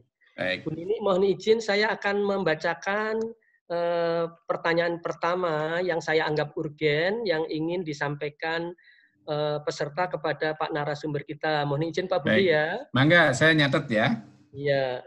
Satu-satu atau langsung dijawab, 1 dijawab atau langsung 3 Pak Budi? Langsung, monggo enaknya Bapak gimana? Saya ikut langsung saja ya Pak Budi ya, supaya tidak lupa sayanya. Ya, baik. Baik, yang pertama, pertanyaan ini datang dari Pak Johan dari Lampung Utara. Nah, Pak Johan ini bertanya berkaitan dengan indikator komplain mutlak yang nomor 4 dan 5 dikaitkan dengan force majeure masa pandemi COVID-19. Tentunya pelaksanaan kurikulum dan alokasinya saat ini tidak maksimal. Ini mohon penjelasannya bagaimana. Silakan Pak. Baik, terima kasih Pak Johan. Saya kira termasuk Bapak dan Ibu semuanya, memang post major ini merubah paradigma semua proses pembelajaran. Tentu kami akan memperhitungkan hal tersebut. Jadi kami kemungkinan besar nanti yang akan kita pakai dasar penilaian itu adalah proses pembelajaran sebelum COVID, Pak. Dan itu data-datanya ada di Dapodik. Jadi yang masa COVID kita lupakan proses pembelajaran, tetapi sebelum COVID itu bagaimana sekolah itu menyelenggarakan jam pembelajarannya, apakah sesuai dengan kurikulum nasional atau tidak, mata pelajarannya juga apakah sesuai dengan kurikulum nasional atau tidak. Jadi pada masa COVID ini tidak bisa kita abaikan. Itu bisa dimaklumi, akan terjadi di semua sekolah madrasah. Begitu Pak Prawoto. Iya, terima kasih Pak Budi, Pak Johan, semoga puas atas jawaban Pak narasumber kita ya. Kemudian yang kedua, ini pertanyaan datang dari Pak Samsul dari Musi Banyuasin, Sumatera Selatan. Pertanyaannya adalah, kita mau mengukur komponen mutu lulusan, tetapi yang kita ukur adalah perilaku siswa yang masih berada di sekolah. Betul. Apakah hasil itu dapat menjamin perilaku siswa setelah yang bersangkutan keluar dari sekolah, sudah menjadi lulusan? Ini Pak, ini pertanyaan yang sangat bagus. Bagus sekali Pak Samsul, terima kasih. Memang ini kritik yang cukup, masukan yang cukup bagus dari Pak Samsul, dan juga ada beberapa orang yang mereview terhadap draft kita ini yang menyoroti tentang beberapa indikator mutu lulusan. Betul sekali Pak Samsul bahwa indikator mutu lulusan yang kita draftkan ini, mutu lulusan itu masih kita nilai pada perilaku siswa ketika masih di sekolah. Memang betul idealnya adalah kita nilai lulusan itu setelah siswa itu setelah lulus. Jadi yang dibayangkan itu, yang idealnya adalah misalnya ingin menilai mutu lulusan SD, kita itu harus melihat bagaimana mutu lulusan itu setelah dia masuk di SMP. Yang lulus SMP, sekolah itu bagaimana mutu lulusannya, ya kita nilai siswa-siswanya setelah masuk SMA. Yang SMA adalah setelah dia masuk perguruan tinggi. Itu ideal, dan theoretically itu memang harus begitu. Nah, memang situasi sekarang, kendala yang dihadapi adalah kalau tidak semua lulusan SD itu masuk ke dalam satu SMP. Ya, kita tahu semuanya, itu tersebar di mana-mana. SMP juga begitu, masuk ke lulusan SMP masuk ke SMA tersebar di mana-mana. Nah, SMA juga begitu, masuk tersebar di mana-mana di perguruan tinggi. Nah, yang menjadi pemikiran kita adalah trackingnya data. Jadi kalau misalnya mau menilai mutu lulusan SD Negeri 1, kita harus cari data-data di mana itu lulusan dari SD Negeri 1. Di SMP kemana? Idealnya adalah asesor itu nanyakan kepada sekolah di mana ada lulusan dari SD Negeri 1. Perilakunya gimana? Apakah dia punya karakter religius yang bagus, dia punya kolaborasi yang baik atau tidak? Itu betul, Pak. Sampai ke perguruan tinggi. Nah, akhirnya memang technically memang nggak gampang, berat memang asesor. Asesor bisa jadi untuk menilai SD Negeri 1, bisa jadi dia harus pergi ke banyak SMP, karena lulusannya ada di beberapa SMP. Begitu juga kalau menilai SMP Negeri 1, dia harus banyak bertanya kepada beberapa SMA. Nah, seperti yang kita ketahui oleh Bapak dan Ibu sekalian, nah ini salah satu kendala ya, terus terang. IASP 2020 ini instrumennya itu lebih menuntut asesor itu lebih teliti dalam menilai, tetapi waktu visitasi tetap gitu loh, hanya 2 hari.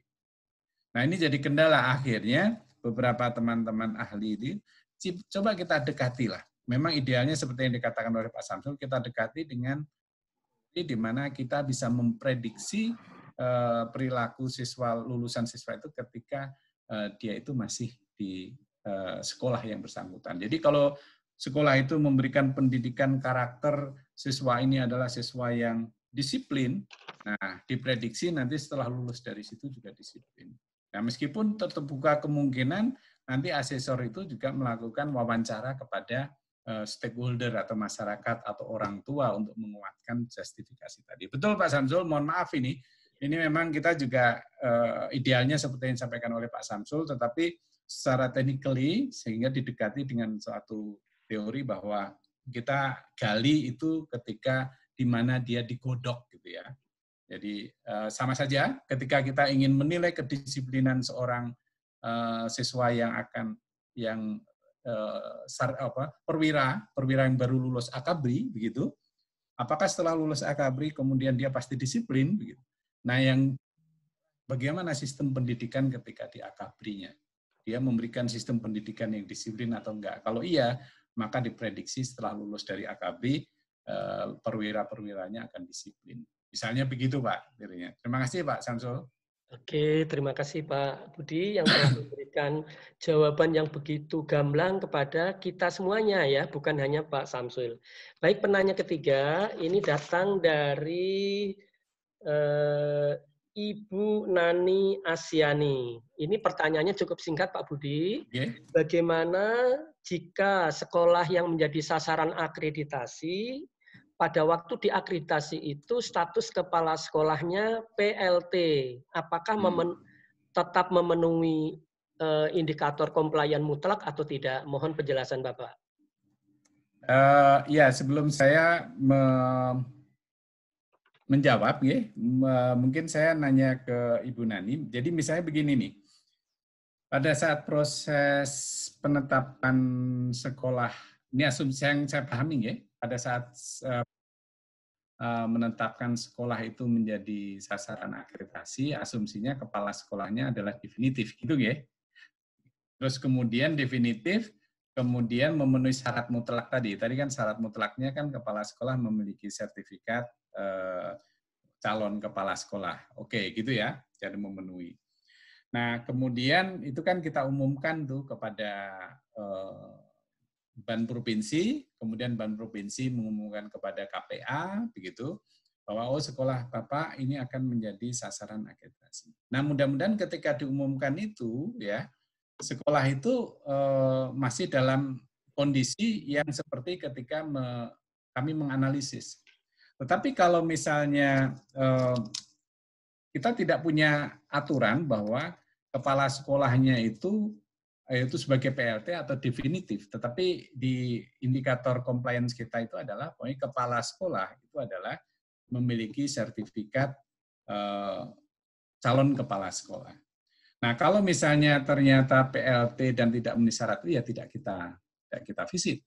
Ya, tapi kalau misalnya PLT-nya itu dia memenuhi ya, dan ada jangka waktu untuk berapa lama dia akan menjadi kepala sekolah itu sebagai PLT kepala sekolah itu, ya barangkali kita tidak akan menjadi masalah, Bapak Dut. Yang menjadi masalah adalah tadi kepala sekolahnya adalah memenuhi. Tapi idealnya memang nanti kita akan mendengarkan pertimbangan dari KPA atau Ban Provinsi. Kalau misalnya sekolah tersebut adalah statusnya tanda petik kepala sekolahnya PLT karena ada sesuatu hal sehingga masih lama atau sebentar lagi akan menjadi definitif, nah bisa menjadi pertimbangan. Tapi kami tidak mendefinisikan bahwa sekolah yang kepala sekolahnya PLT maka tidak bisa diakreditasi. Begitu Pak, kami masih berpegang pada pokoknya kepala sekolah yang memimpin sekolah itu harus memenuhi persyaratan mutlak yang tadi saya sebutkan.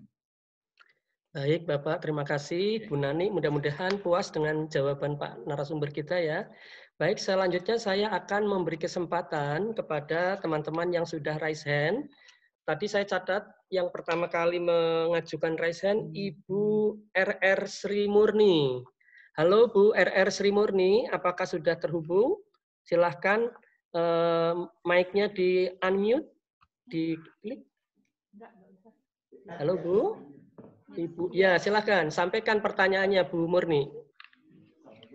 Salah Pak, saya nggak ini. Maaf Ya. Pak, salah.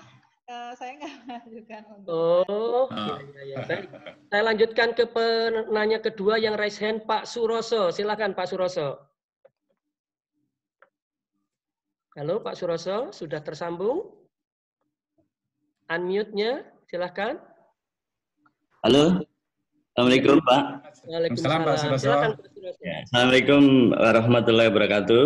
Waalaikumsalam warahmatullahi wabarakatuh. Ya, terima kasih. Saya Suroso dari Kota Tangerang Selatan. Terima kasih kami sampaikan kepada APSI Pusat. Dalam hal ini, hari ini moderatornya Bu Nini, Pak Prawoto, dan narasumbernya Pak Budi. Kami diangkat menjadi pengawas sekolah baru tahun 2019, Pak. Jadi dalam hal ini kan belum menjadi asesor. Oleh karena itu keikutsertaan saya di dalam mengikuti Bintek ini, saya sangat berterima kasih karena pada kesempatan ini saya mempunyai pemahaman tentang apa itu indikator compliance dan mutlak dan apa itu indikator performance. Kemudian yang menjadi pertanyaan saya yang berkenaan dengan indikator compliant, Pak, di mana di situ ada kaitannya dengan kepala sekolah, Pak. Sertifikat kepala sekolah. Betul. Oh ya. Oleh karena itu yang saya tanyakan yang pertama yang terkait dengan indikator compliant. Untuk mengajukan akreditasi tentu saja ada persyaratan di sana izin operasional, Pak. Izin operasional. Kemudian di izin operasional itu sekolah akan menyelenggarakan akreditasi. Kebetulan izin operasionalnya sudah expired dan kepala sekolahnya atau sekolahnya tidak mengecek sebelumnya gitu. Apakah sekolah cukup registrasi di Dinas Pendidikan dan Kebudayaan Kota atau Kabupaten, apakah melakukan izin operasional? Karena yang saya dengar itu sekolah harus melakukan izin operasional, kan berarti membutuhkan waktu yang lama itu. Kemudian yang pertanyaan yang kedua adalah ketika sekolah akan diakreditasi, tidak semua sekolah, dalam hal ini sekolah swasta, tidak semua sekolah, kepala sekolahnya sudah memiliki sertifikat pelatihan calon kepala sekolah. Kebetulan di Kota Tangerang Selatan yang sudah mengikuti pelatihan sertifikat calon untuk mengikuti pelatihan kepemilikan calon sertifikat kepala sekolah itu dari 900 sekolah negeri dan swasta baru sekitar 150 sekolah negeri dan swasta yang melakukan pelatihan itu free, Pak, yang diselenggarakan oleh GTK bekerjasama dengan universitas yang ditunjuk. Yang saya tanyakan adalah bagaimana nasib teman-teman kepala sekolah, terutama kepala sekolah swasta, yang pada tanggal 18 April 2018 belum terupdate di Dapodik. Mereka itu tidak bisa melakukan, tidak bisa mengikuti pelatihan calon kepala sekolah secara free, tapi secara mandiri. Untuk secara mandiri pun juga masih mengalami hambatan karena dalam hal ini Dinas Pendidikan tidak berani mengkoordinir kaitannya dengan nanti terkena berpungli. Kemudian MKKS mempunyai inisiatif untuk mendaftarkan itu. Tetapi dalam hal ini prosedurnya apakah proposal untuk mendaftarkan pelatihan mandiri para kepala sekolah swasta itu ke Dirjen GTK, di GTK atau di universitas yang ditunjuk gitu. Kemudian yang berikutnya saya ingin mengucapkan terima kasih, Pak, meskipun kisi-kisi instrumen butir penilaian akreditasi belum di launching, kita belum bisa mendownload, tetapi instrumennya belum di-download, tapi kisi-kisinya sudah kami dapatkan dari narasumber yang kemarin, Pak Tony dan Pak Muhammad. Dan dari ini Pak Budi. Terima kasih Pak Baik. Terima kasih. Assalamualaikum warahmatullahi wabarakatuh. Waalaikumsalam. Langsung Pak Suroso nggih? Ya, monggo Pak. Terima kasih. Ini banyak pertanyaan dan bagus saya kira. Yang pertama mengenai izin operasional Pak Suroso dan Bapak Ibu sekalian, seperti yang kita ketahui bahwa izin operasional ini sejak otonomi daerah itu adalah diatur oleh pemerintah daerah masing-masing. Jadi untuk SD dan SMP itu oleh kabupaten kota, kemudian untuk SMA, SMK oleh provinsi, sedangkan untuk madrasah biasanya masih di pusat di Kanwil sentralistik. Nah, yang kami ketahui bahwa prosedur izin operasional itu antar pemerintah daerah beda-beda. Jadi mohon kalau yang sudah expired itu khususnya untuk sekolah swasta itu harus menyesuaikan dengan peraturan perundangan di pemerintah daerah masing-masing. Intinya, Bapak dan Ibu sekalian, nanti kalau sudah expired, itu nanti setelah mengurus lagi perpanjangan izin operasional, ada yang cuma langsung perpanjangan atau mengurus dari awal lagi, saya tidak tahu persis, saya dengar juga di DKI sangat berbeda dengan di pemerintah daerah di Banten, cara kepengurusannya. Yang penting setelah nanti ada izin operasional yang baru, apakah itu prosedurnya dari awal atau hanya perpanjangan, segera mohon diupdate ke Dapodik. Segera dikirim karena itu akan menjadi syarat mutlak suatu sekolah itu terakreditasi. Yang kedua, nah ini bagus Pak, Bapak Ibu sekalian. Memang ada kenyataan, justru itu kita akan segera mensosialisasikan, sebetulnya ini sudah sudah peraturan yang lama bahwa kepala sekolah itu harus memiliki sertifikat calon kepala sekolah. Dipertegas peraturan lain oleh Dirjen GTK, oleh Permendikbud tentang standar pelayanan minimum, dan lain sebagainya. Kami sebetulnya BAN itu tinggal ngikutin, memilih mana di antara peraturan-peraturan yang berlaku itu yang sangat penting untuk kemajuan mutu sekolah. Nah, bahwa di lapangan itu kejadiannya lain, justru ini kita harapkan menjadi tantangan. Karena kalau nggak salah Dirjen GTK yang lama waktu itu sudah mengekspos juga adanya kerjasama yang bisa memberikan, tadi Pak Suroso bilang bisa mengikuti secara free, bisa juga secara mandiri gitu ya. Jadi harus segera ini, kalau misalnya banyak sekolah swasta yang kepala sekolahnya belum memiliki sertifikat, ya harus segera Pak, kemudian diikutkan begitu. Entah itu secara free atau secara mandiri. Bahwa secara mandiri itu dikoordinir oleh siapa, MKKS atau oleh dinas dan lain sebagainya, dengan kehati-hatian yang tadi Pak Suroso sampaikan, ya monggo lah itu diselesaikan itu dengan Dinas Pendidikan dan MKKS agar supaya kepala sekolah ini segera jelas. Karena apa? Karena nanti kalau di kabupaten kota ini banyak kepala sekolah yang belum memiliki sertifikat ini, nanti penilaian terhadap SPM pelayanan minimal di kabupaten tersebut akan rendah loh. Selain karena faktor tuntutan dari BAN untuk syarat akreditasi. Jadi harapan saya ini harus segera, karena memang udah dibuka itu mekanismenya. Masalah apakah itu harus dari Dirjen GTK atau bisa kerjasama langsung dengan perguruan tinggi, atau prosedurnya gimana, monggo Pak Suroso dan Bapak Ibu sekalian nanti mencari tahu langkah-langkahnya. Kemudian, nah kepala sekolah yang belum terupdate tadi sehingga tidak bisa ikut, maka dari itu Bapak dan Ibu sekalian, updating data di Dapodik itu penting, nggak usah di bahasa Jawanya, nggak usah diobrak-obrak, nggak usah disuruh-suruh, karena kalau nggak mengupdate data-data guru dan tenaga kependidikan, termasuk kepala sekolah, itu sebetulnya yang akan rugi sekolah sendiri, karena kebijakan-kebijakan dari Kemdikbud dengan untuk meningkatkan kompetensi kepala sekolah, guru, termasuk tunjangan dan lain-lain, semua basisnya adalah Dapodik, Pak. Bapak Ibu sekalian, sekali lagi saya sampaikan data Dapodik itu sangat strategis untuk keuntungan sekolah maupun untuk kami di pusat. Karena kebijakan kami untuk guru, siswa, dan lain sebagainya basisnya adalah Dapodik. Jadi kalau ada kesempatan update, langsung segera diupdate saja, karena itu nanti akan mempengaruhi terhadap misalnya siapa saja kepala sekolah yang akan diikutkan untuk pelatihan ini yang free, itu basisnya adalah Dapodik. Nah itu kalau sekolah yang belum mengupdate itu rugi sendiri. Tapi nggak ada yang namanya kalau terlambat kemudian rugi. Tapi lakukan sekarang saja Pak, karena ini akan mempengaruhi. Kalau misalnya dalam waktu dekat tidak ada yang gratis-gratisan karena dana COVID-nya, dananya terserap semua untuk COVID. Nah diupayakan ikut yang jalur mandiri Pak. Nah mekanisme gimana? Silakan Bapak dan sekalian dengan Dinas Pendidikan untuk memfasilitasi seperti apa untuk menyelenggarakan atau mengikuti kegiatan pelatihan ini secara mandiri.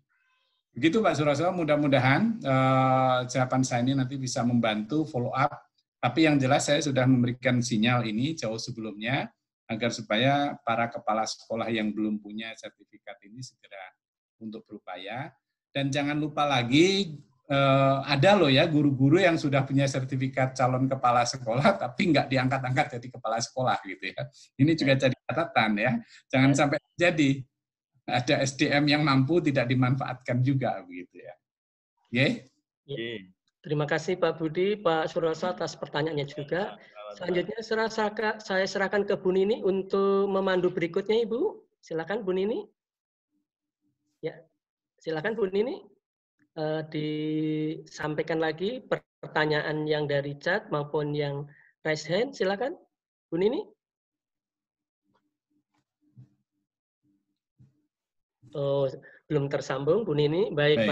Pak Budi, saya akan sampaikan juga satu pertanyaan ini kelihatan. Oh, baik Pak. Ini nyambung ya. Ya. Baik, Pak Budi, Pak Prawoto, kita sambil memberikan peluang pertanyaan kepada teman berikutnya. Kita menyapa sebentar, Ibu Ice sudah hadir di ruang ini. Ya, Ibu Ice, selamat datang. Assalamualaikum. Ya, terima kasih. Kami mohon izin dulu untuk melanjutkan, barangkali kita sampai dengan waktunya itu 9.30 Pak Prawoto. Ini ada satu pertanyaan di chat, mohon maaf jika tidak sampai semuanya terbacakan ya. Tapi ada satu Pak Budi yang ini bagus ya, berkenaan dengan kompetensi lulusan, mutu lulusan maksudnya. Itu berkenaan dengan karakter. Pertanyaan yang pertama itu begini, ketika kita akan mengukur indikator mutu lulusan, yang kita lihat itu adalah indikator perilaku anak-anak yang sekarang sedang lulus. Sementara itu nanti apakah bisa merepresentasikan ketika anak-anak itu sudah lulus, itu yang pertama. Terus yang kedua masih nyambung dengan karakter, di sekolah itu ada penilaian sikap, baik itu melalui observasi, kemudian penilaian sikap yang ada di jurnal. Nah, ketika kita hadir sebagai visitor, asesor, itu pada saat kita memvisitasi, apakah data demikian itu bisa dipakai sebagai telaah dokumen? Karena di sana ada catatan-catatan juga. Demikian Pak Budi, terima kasih. Terima kasih Bu Nini. Kalau mohon saya dikoreksi, tadi yang pertanyaan pertama itu tadi sudah ditanya oleh Pak Samsul. Iya, Pak Samsul betul, sudah dijawab oleh Bapak. Sudah. Kemudian yang kedua jawabannya ya, betul. Jadi memang catatan-catatan yang ada di sekolah yang itu adalah bagian nanti yang akan dibaca dan dijadikan dasar penilaian oleh asesor Bu Nini dalam penilaian terhadap mutu lulusan itu. Maka dari itu memang meskipun asesor itu melakukan observasi, tetapi tidak tertutup kemungkinan bahwa asesor itu melihat juga dokumen-dokumen, termasuk dokumen yang dimaksud adalah catatan-catatan harian guru terhadap siswa Bu Nini. Betul sekali Bu Nini. Baik. Terima kasih. Baik Pak Prawoto, tampaknya waktunya tidak memungkinkan. Iya. Sebenarnya pertanyaan masih 20. Bu Nini, begitu. Sebelum kita berpisah dengan Pak Budi, ini kesempatan ini kan langka sekali ya. Kita akan berfoto bersama dulu dengan cara semua peserta mengangkat kedua tangannya. Nanti host akan memfoto sehingga ada dokumentasi dengan Pak Budi. Ayo silakan teman-teman. Angkat tangannya, kita foto dulu dengan Pak Budi. Oke, jempolnya 2 juga boleh. 2, 3. Oke. Sudah Pak. Baik. Terima kasih Pak Budi. Terima kasih. Semoga Bapak tetap sehat. Amin. Mohon izin melanjutkan dengan narasumber Bu Ije. Terima kasih. Terima kasih Bu Nini, Pak Prawoto, Bapak Ibu sekalian. Selamat untuk beraktivitas selanjutnya. Saya mohon izin, terima kasih. Warahmatullahi wabarakatuh. Waalaikumsalam. Warahmatullahi wabarakatuh. Bagaimana Pak Prawoto, narasumber kita yang kita tunggu-tunggu sudah hadir ini? Ini narasumber kita yang kedua bagi kita, para pengawas Indonesia yang hebat ini. Sosok beliau ini bukan sosok yang asing, karena beliau ini sering juga hadir di akreditasi resertifikasi. Saya punya pengalaman khusus nih ketika mengikuti resertifikasi dengan beliau loh Bu Nini. Iya gimana? Saya mengenal beliau itu sudah cukup lama, tapi kalau beliau mungkin belum nggak kenal sama saya ya Bu ya. Karena kan beliau itu adalah tokoh di BAN yang sudah malang melintang. Yang paling saya kagumi dari beliau itu adalah soal komitmen dan disiplin waktu, Bu Nini. Beliau itu tentang disiplin waktu itu luar biasa. Jadi ketika kami mengikuti pelatihan resertifikasi untuk menjadi asesor, kebetulan beliau yang menyampaikan materi itu, peserta yang tangannya goyang sedikit itu nggak boleh. Harus tertib, harus komit terhadap diri sendiri dan kepada orang lain. Kalau begitu, Bu Nini, silahkan segera dipanggil narasumber kita, Bu Nini. Baik, Ibu dan Bapak di ruang kita sudah hadir. Beliau adalah Ibu Dr. Ide Khadijah. Ada satu kata yang menurut saya ini faktor kunci yang akan kita berikan pada hari ini. Saya melihat beliau itu identik dengan berpikir. Jadi berpikir dan berpikir. Begitu ya Ibu Ija ya? Berpikir dan berpikir. Sehingga begini Ibu, ketika kami pikiran saya itu pindah sedikit keluar hati, ke lain hati, itu pasti ilmu yang Ibu berikan itu pasti hilang sedikit. Nah, ini pengalaman untuk teman-teman kita. Fokuskan pikiran kita, apa yang kita pikirkan, supaya fokus kepada apa yang dipikirkan oleh Bu Ija untuk pikiran kita. Begitu Ibu Ija, saya serahkan kepada Ibu. Insya Allah begitu. Iya.